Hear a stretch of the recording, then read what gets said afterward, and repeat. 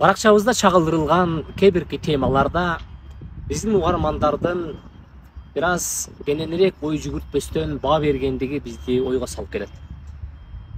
Баракчабыздын максаты эмне дегенде, коомубузда, мамлекетибизде, же болбосо биздин тилибизди түшүнгөн чоң аймактын ичиндеги көйгөйлүү жашап аткан үй бүлөлөрдүн бир жашоосуна туура кеңеш берип коюу, аларга багыт көрсөтүп коюуну биз максат кылабыз.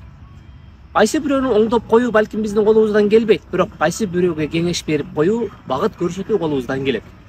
Андыктан кээ бирки аялдардагы болгон кемчиликтерди айтып койсок, биз жер бетиндеги бардык аялдарды жаман аялдар деп айтып атат деген түшүнүккө барган кыска акылдуулар дагы бар экендигин баса белгилегибиз келет.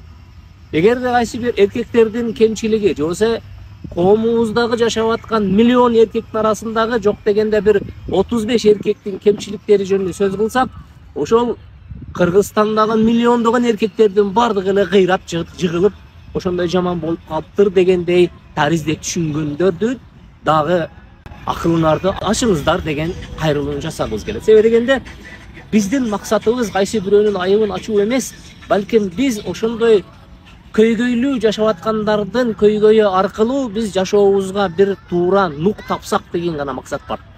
Андыктан урматтуу биздин катталуучулар жана катталбагандар, кээ биркелер бизде мындайча айтканда мен отпискага кетем деп коркуткандар бар. Башыбыздын төбөсүнө коебуз. Кетмектен кетсеңер биз уртагыбыз ачып калбайт, же силер менен биз байып кетпейбиз, же кедей болуп калбайбыз. Андыктан биздин максатыбыз ал айкын максат. Элдерге туура нерсени жеткирүү, туура кеңеш берүү, туура багыт көрсөтүү. Андан башка биздин кызыкчылыгыбыз жок. Ассаламу алейкум ва рахматуллах.